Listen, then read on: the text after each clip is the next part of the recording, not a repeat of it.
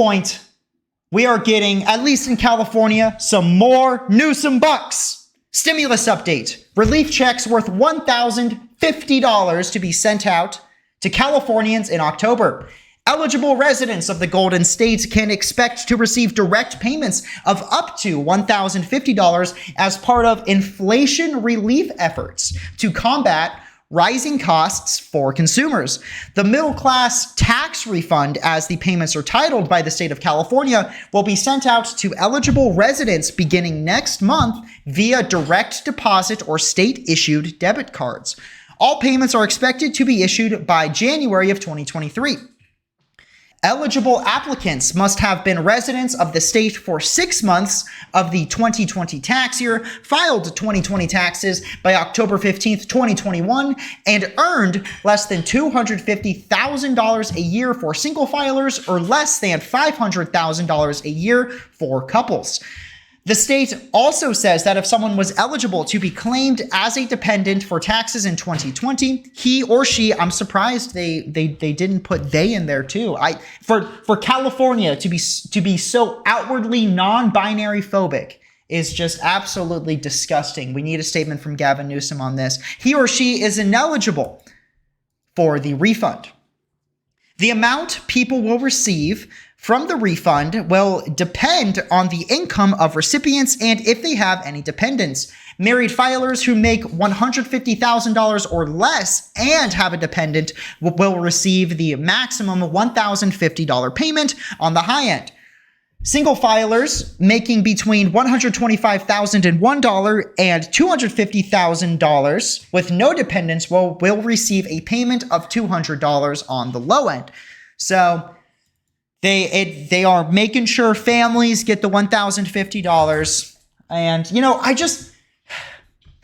I feel like this has to be an Onion article where to combat record high inflation, government prints money to give to citizens to counteract inflation. It's just exacerbating the issue. And obviously this is just for California. But if you look at California's cost of living, it's the highest in the country, and they're only going to propel that higher. Now they're talking about giving fast food employees $22 an hour. And again, myself and Adrian, who is a regular on the stream, we talked about this and you know, generally speaking, the minimum wage adjusted for inflation should be $22.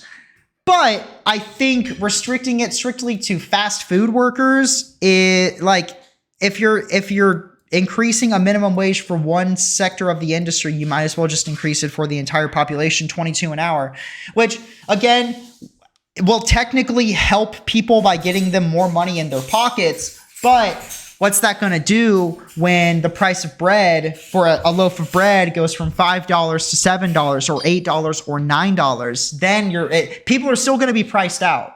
And you are just further exacerbating this wealth inequality issue, and you're further exacerbating this cost of living issue in California. Dylan, the cost of living in California isn't that high. What are you talking about? No, it is that high. Let me show you.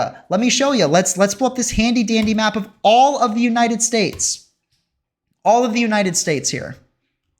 So California, well, Dylan, technically California is only number 4. No, it's only number 4, but it's absolutely ridiculous. If you're looking at the average price of a gallon of gas in California, let's